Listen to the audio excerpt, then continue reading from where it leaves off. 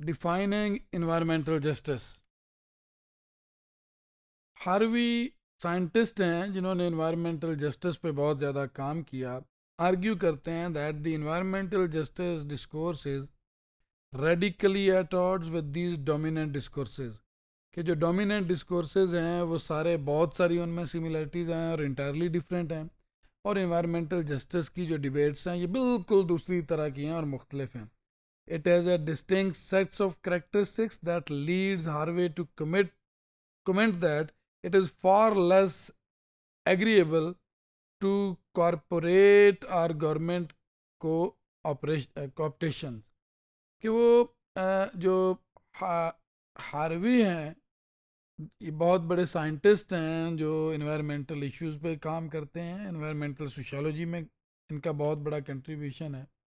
वो कहते हैं कि अब ये आउट ऑफ क्वेश्चन होता जा रहा है कि ये एक्सेप्टेबल ही नहीं है कैपिटल और कारपोरेट, कैपिटलिस्ट और कारपोरेट ऑर्गेनाइजेशंस के लिए कि वो इन्वायरमेंटल जस्टिस को अडॉप्ट करें, क्योंकि उनके जो सिस्टम्स चल रहे हैं, जिन प्रिवेलिंग एटीट्यूड्स पे, जिन प्रिवेलिंग लॉज पे, सिस्टम्स पे वो बेस कर रहे होते हैं, ये बिल्कुल उसके अगेंस्ट एक चीज़ है और ये बिल्कुल उससे एक मुख्तलिफ डिबेट है।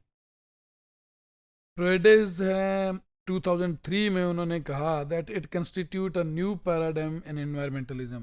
क्योंकि इन्वायरमेंटल जस्टिस कहता है कि जो लोग ज़्यादा रिसोर्सेज हैं, जिनके पास इन्वायरमेंट का ज़्यादा कंट्रोल है, या जो इन्वायरमेंट को ज़्यादा हार्म पहुंचाते हैं, डिग्रेड करते हैं, डिप्लेशन करते हैं, जो रिचर हैं, किसी सोसाइटी में हैं, रिच नेशंस हैं, रिच कम्युनिटीज़ हैं, उनका ज़्यादा रोल बनता है कि वो ज़्यादा रोल प्ले करें इन्वायरमेंट को रिवर्स करने में, पॉजिटिव साइड में। its distinctive standpoint is apparent in the following three themes। इसके तीन थीम्स हैं जिनमें हम इन्वायरमेंटल जस्टिस को डिफाइन कर सकते हैं। First, the environmental justice discourse challenge the dominant discourses. कि जो पॉपुलर थ्योरीज हैं, डोमिनेंट डिस्कोर्सेज हैं इन्वायरमेंट के, उनको ये चैलेंज करता है by placing inequalities in the distribution of environmental quality at the top of the environmental agenda। कि जो इन्वायरमेंटल एजेंडा है उसके टॉप पे होना चाहिए कि किसने जो distribution of environmental inequalities, environmental problems की डिस्ट्रीब्यूशन किसने ज़्यादा कंट्रीब्यूट किया है टुवर्ड इन्वायरमेंटल प्रॉब्लम, किसकी वजह से इन्वायरमेंट के ज़्यादा प्रॉब्लम्स हुई हैं।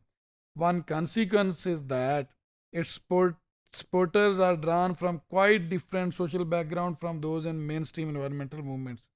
जो इसमें लोग काम कर रहे हैं, ऑर्गेनाइजेशन हैं इस मूवमेंट में, वो बिल्कुल डिफरेंट बैकग्राउंड से आए हैं। उनके लिहाज से जो ज़्यादा पॉपुलर हैं थ्योरीज इन्वायरमेंट की।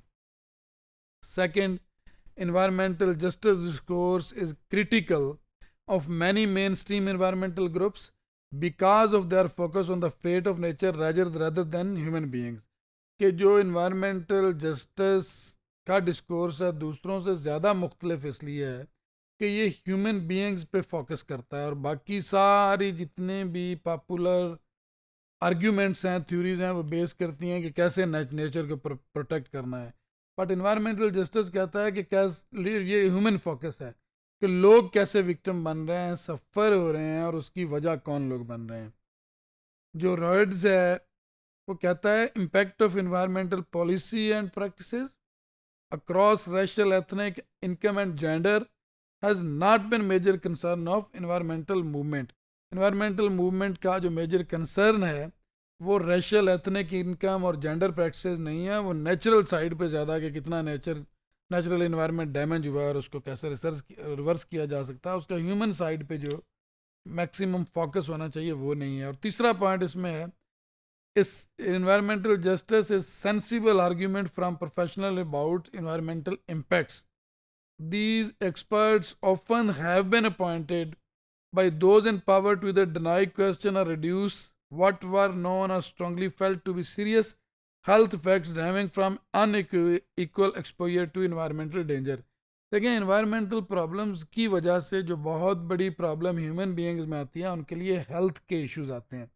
अब हेल्थ के इश्यूज उसमें आते हैं जिसका डर्टी इन्वायरमेंट के साथ, जिसका पोल्यूटेड इन्वायरमेंट के साथ, या जिसका डेंजरस इन्वायरमेंट के साथ मैक्सिमम एक्सपोजर होता है, मैक्सिमम इंटरेक्शन होता है, जैसे किसी फैक्ट्री के अंदर काम करने वाले मजदूर हैं जो हर टाइम एक केमिकल की स्मेल में, केमिकली पोल्यूटेड इन्वायरमेंट में, एयर में काम कर रहे होते हैं। ऑन अदर साइड जो लोग वो काम करवा रहे होते हैं, जो ओन कर रहे होते हैं, वो बिल्कुल ही उससे अलहदा होते हैं। अब जो लोग उससे प्रॉफिट ले रहे हैं, कैपिटल ले रहे हैं, वो ये काम करवा रहे हैं, इन्वायरमेंटल डैमेज दे रहे हैं, बट इन रिवर्स कुछ लोगों को उसके इन्वायरमेंटल डैमेज से हेल्थ प्रॉब्लम्स और इश्यूज भी आ रहे हैं।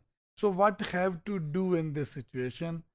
पॉपुलर थ्योरीज से डिफरेंट स्पेस जो बना रही है वो इन्वायरमेंटल जस्टिस की थ्योरी, और 3 पॉइंट्स में इसे डिफाइन किया जा सकता है।